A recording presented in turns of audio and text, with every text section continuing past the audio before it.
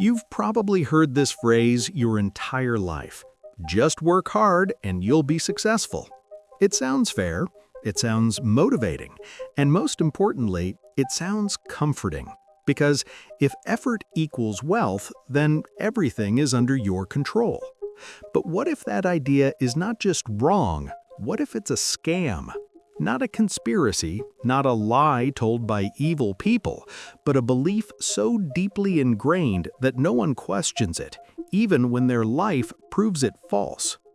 My name is Rick, and I spend a lot of time thinking about money, psychology, and why effort and results often have absolutely nothing to do with each other. This video isn't about discouraging hard work, it's about explaining why hard work alone doesn't build wealth, and why believing it does can quietly ruin your financial future. Let's start with an uncomfortable observation. Some of the hardest working people in the world are poor. Construction workers, nurses, warehouse employees, single parents working 2 jobs. Meanwhile, some of the wealthiest people you'll ever meet don't work particularly hard, at least not in the way most people define effort. So what's going on? If effort created wealth, the poorest people would be rich, but they're not. That's the first crack in the work hard story. The real issue is that we confuse effort with value. Effort feels noble, effort feels moral, effort feels like it should be rewarded. But markets don't care about effort. Markets reward leverage, scale, and positioning.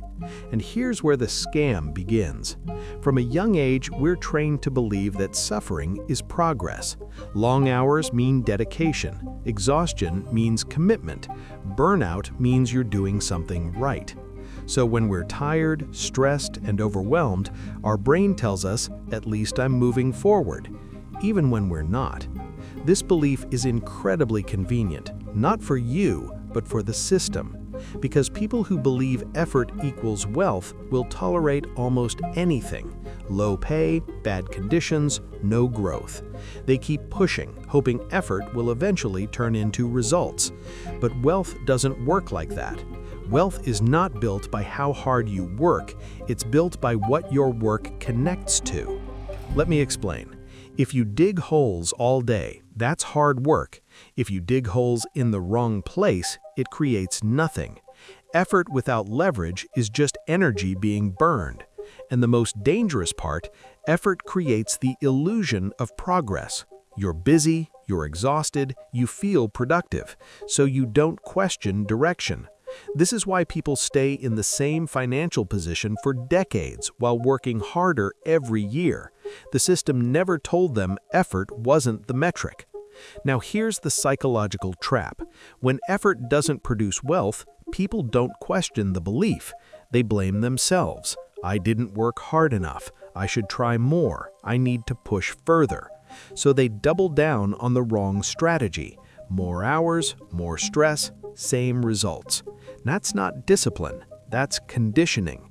The truth is, wealth is built through asymmetry, small inputs that create large outputs. Ownership instead of labor, systems instead of hours, equity instead of effort. And this is why effort is such a poor predictor of wealth, because effort scales linearly, wealth scales exponentially. Working twice as hard usually gives you twice the output, if you're lucky. But owning the right asset can multiply your results without multiplying your effort. This is also why the work hard message is emotionally powerful. It gives you a sense of control. It tells you, if I just push enough, I'll make it. But reality is colder. You can work incredibly hard in a low-leverage environment and never escape. And you can work moderately hard in a high-leverage environment and build massive wealth.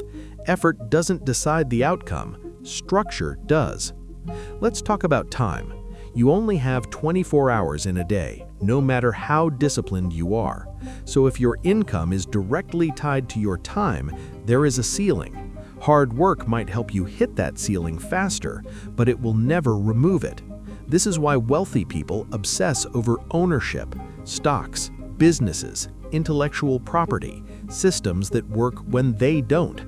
not because they're lazy, but because they understand the math. Now here's where this becomes personal.